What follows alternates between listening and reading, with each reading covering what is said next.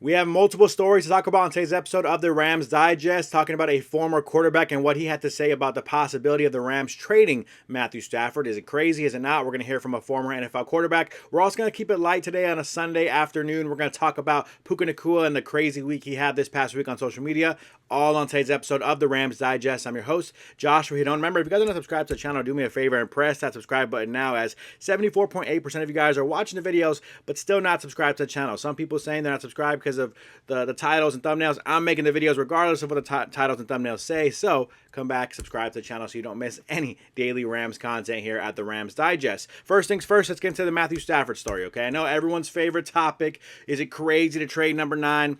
Many, I think majority of Rams fans, especially true Rams fans who love and appreciate what Matthew Stafford has done for the team and also believe that Matthew Stafford is the best option at quarterback next season. That's not even a belief. I think it's just a reality. The best option for the Rams, if they want to win as many games as possible next season, is to keep number 9 on the roster, right? But there are some fans out there who are talking about, yeah, we should move on from him. He's 37 years old. Should we sell high on Matthew Stafford? That's also something that we can consider, right? Yes, I know it's hard trading a franchise quarterback who is arguably a top 5 to 10 quarterback still at 37 years of age.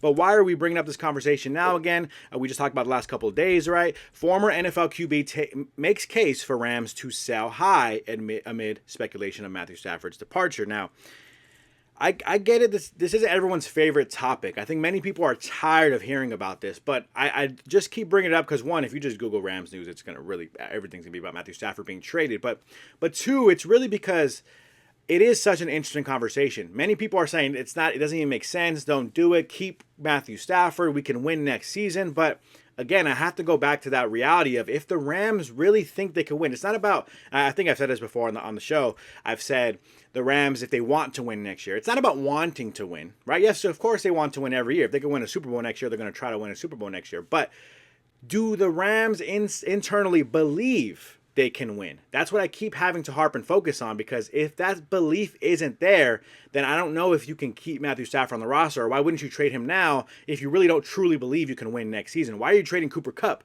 If you truly believe you can win, why wouldn't you just keep Cooper Kupp and Matthew Stafford together, draft the third receiving option if you want another receiver? That way you have Puka Nacua, Cooper Kupp. You can afford that and make it happen. So why wouldn't the Rams go that route if they truly believe Matthew Stafford could win next year? That's kind of the question I think us Rams fans have to kind of ask ourselves. Is that what they believe? Do you believe the Rams can win next year? Many people in the comments are saying, yes, we can. We're just a couple pieces away. Let's make it happen. Would you bet your entire year's salary that the Rams could win the Super Bowl next year, or will win the Super Bowl next year, or even make it to the NFC Championship next year?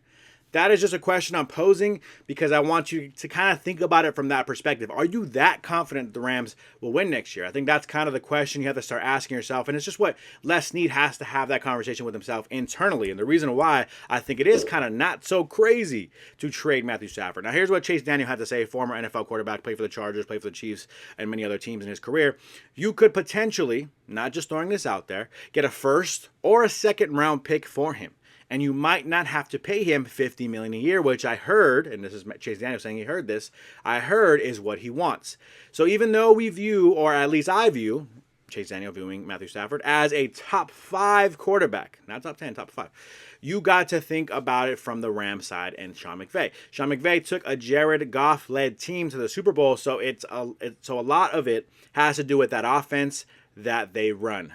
Former NFL quarterback Chase Daniel. So what Chase Daniel is essentially saying is Sean McVay has done a lot more with a lot less. We're talking about Jared Goff and what he's done on his playoff runs when he had Jared Goff at quarterback. Now, I don't want to disrespect Jared Goff too much. I think Matthew Stafford's a better quarterback. Obviously, that's why we won the Super Bowl with him. But overall, I think Jared Goff is a pretty good quarterback. And I think if you can get a Jared Goff-esque quarterback next season in the building outside of Matthew Stafford, a la the conversation we had yesterday about Aaron Rodgers, then that's kind of where you start thinking maybe you do trade Matthew Stafford, get a first, get a second round pick, right? A second round and a fourth rounder, or someone in the comments was saying a first round, maybe trade with the Giants, the number 3 pick, but you also trade the Rams first round pick. I've seen a comment saying that too. I don't know if those things are realistic. I do think it is a real possibility that you can get a first round pick at least, or a second round pick plus more for Matthew Stafford. And so if that's the scenario that you're getting in return, That is why it is a real possibility for the Rams to trade Matthew Stafford. It's not because you don't like him. It's not because you think he's trash. It's not because you think he's washed. It's not because you think you can't win without him, or you can't win with him. Sorry. It's that, oh, he's 37 years old. Maybe we can win next year, but he's going to want $50 million now. Right, it's gonna also still be on the books the year after. Probably we're talking about void years and extending the contract multiple seasons. So the cap hit is lower, right? So do you want to pay that and kind of handicap yourself to next season when you don't believe, if it's just Stafford and a couple pieces, you don't believe that that's gonna win you a Super Bowl? Why even go in on a year like that, waste another year of Jared Verse on his rookie deal, waste another year of Braden Fisk, Byron Young, Kobe Turner, all on their rookie contracts, Cam Kitchens and all those guys?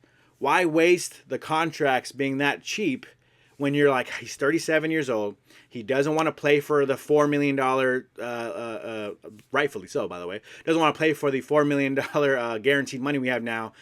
We don't want to give him more than $20 million guaranteed. We don't want the cap hit to hit a certain level. So therefore, maybe it's time to move on from him now, get a pick now, and rebuild the team now. That is kind of why it is a very real possibility that the Rams trade Matthew Stafford. Again, would you bet your house that the Rams win the Super Bowl next year? If they do X, Y, Z, and they get the guys you think they can want? I don't know if the Rams believe they can win. I don't know if they're not frustrated that Cooper Kupp came out and said that they're going to trade him, because now you're getting a fifth round pick for Cooper Kupp probably. Right now, Stafford is now maybe frustrated. Now, if you do want to trade Stafford, you may not get anything better than a third round pick, right? And so that's kind of our second round pick, right? So that's kind of where the Rams are in their situation. I think it's a very interesting conversation to have. I get people are tired about it, but I just want the Rams fans to hear why we're talking about it. And also remember, many people 2 weeks ago when I said release or let go or move on from Cooper Kupp, people said that's crazy, it's ridiculous, don't do it. Now it's the reality and the real world that we live in. Right, the Rams are trading Cooper Kupp, or maybe even have to cut him, because at this point, I don't know what you're going to get back from him on the trade market. So that is the reality. That's the real situation, the real scenario the Rams are in. You guys let me know in the comments. What do you guys think? Just take your heart out of it. If you're Les Snead, you could control the team. What are you doing next season with the quarterback position? It's not to say you're going to draft a quarterback, Jalen Milroe, in the third round or second round, and therefore you're going to win a Super Bowl because you have a better quarterback or a young quarterback. No, that's not what I'm saying. I'm not saying what would you do to make the Rams win the Super Bowl next year. I'm just saying, what would you do at the quarterback position? Think about everything, though. Cap space, free agent, other free agents, your young players on rookie deals now, Puka Nacua, Kobe Turner, Jared Verse. I mean, there's a lot of guys who are on cheap contracts right now that the Rams want to take advantage of. So that is kind of the scenario the Rams are in. So think about everything and let me know what you guys think in the comments below about what the Rams should do moving forward. We'll move on from that and we'll talk about some more light news over the week. Let's talk about Puka Nacua, the week he has had. I'm sure many of you guys have already seen a lot of this stuff, but let's talk about it right now, right? Puka Nacua is back to puking on his first day of off-season training. This was a few days ago. So Cooper Kupp and Puka Nacua still going to be friendly with one another. Obviously, very close friends. I think Puka probably sees Cooper Kupp as a mentor at this point. And so back February 11th, so about 4 or 5 days ago, we have this little situation happening here. Puka Nacua via Cooper Kupp's Instagram story, kicking off off-season training the only way we know how, and then there's a laughing emoji back at it from Puka Nacua as he is bent over about to throw up somewhere in Los Angeles working out. I think that is a hilarious image there. And shout out to Puka, man. He's such a funny guy and such a fun player to have. That's what I've been talking about with the Rams' young core moving forward. Puka Nacua, such a funny, chill, laid-back guy. We saw him meeting some Lakers players we're going to talk about in a second, but just his energy that he gives, it's so hard to not root for a guy like Puka Nacua. Same thing with guys like Jared Verse and Kobe Turner, right? Just fun energy guys who enjoy playing football and just seem to be happy that they're in the position that they're in, right? Playing football for the Rams, having a good time, having fun. Shout out to Puka Nacua doing his thing. And then we can move on to that Lakers talk, right? Puka Nacua finally met LeBron James, and it's hard to tell Who was more excited? No, it's not really hard to tell. I don't think. I think it was pretty obvious. Puka Nacua was very, very excited to meet LeBron James. For those who don't know, there's actually clips out there, by the way, on social media of Puka Nacua literally fangirling over LeBron James. He makes the jokes. If I'm sure some of our audience may not be familiar with some of the social media jokes, but the LeBron, my sunshine. There's a lot of memes going out there on the social media world about how amazing and how much people love Puka Nacua. I mean, Puka Nacua. How much people love LeBron James, and it could get a little far sometimes, I think, for those who haven't seen it. But Puka is one of those guys who kind of jokes about it, loves him, shouts him out, talks about the GOAT debate, how it's not even close with Jordan and LeBron, and just kind of really hypes up how much he loves LeBron. So you see here some highlights. Puka Nacua living every LeBron fan's dream. He's excited. He can't stop smiling on his Instagram story. Pretty funny there. And then we can pull this up here is the NBA shouting out Puka Nacua and LeBron James linking up.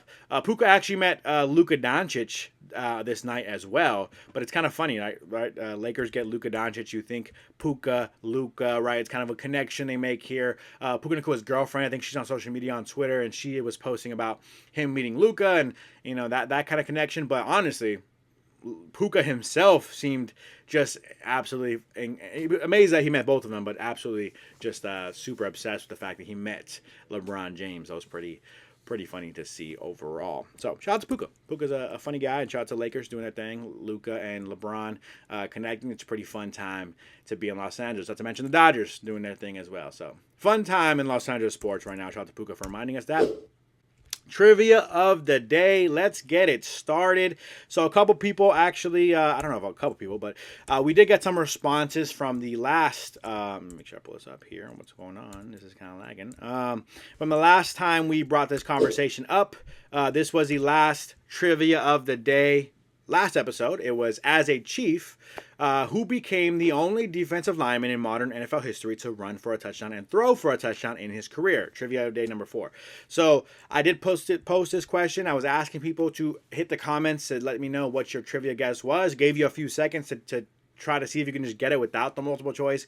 Gave the multiple choice, and then we got our responses here. We got one response on the trivia of the day. Shout out to Daniel. Back-to-back episodes he's in the video, as he was wrong on the first guess last episode, but he was the only one who guessed the trivia question. But Daniel, here's back for his redemption. He says, my redemption, Don Terry Poe was his guess, and the answer, we could pull it up here, was Don Terry Poe. For those who are curious, the multiple choice options were Don Terry Poe, Neil Smith, Bill Mass, and Jared Allen. So shout out to Daniel for getting that answer correct.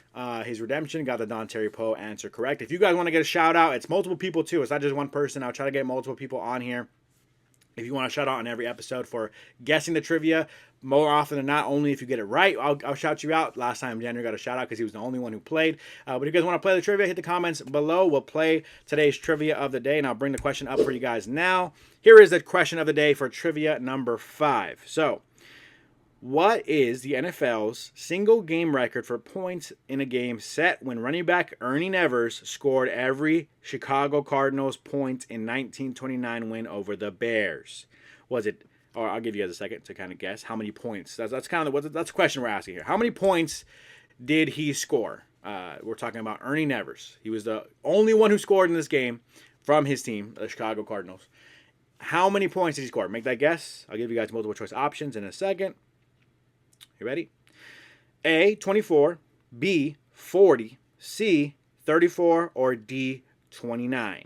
Again, 24, 40, 34, or 29. How many points did Ernie Nevers score when he scored every single point for the Chicago Cardinals back in 1929, which was the most points still to this day scored by a single player in NFL history? I will also say that he had 6 touchdowns that day, and only one other player, I believe, as far as I know, has matched that 6 touchdown total, and it was Alvin Kamara, who did it back in 2020, but he didn't score as many points as Ernie Nevers that night. So kind of a hint there, if you will. That's going to do it for me on today's episode of the Rams Digest. Give me your trivia question answers in the comments down below. We'll talk about the answer next episode tomorrow. Maybe we can do a mock draft Monday on President's Day. Happy President's Day. Hope you guys are enjoying the long weekend as well, if you guys are off school and working all that stuff. That's going to do it for me on today's episode. Make sure you guys subscribe to the channel if you're not subscribed already. That's going to do it for me. I'm your host, Josh Rohiron, and I am out.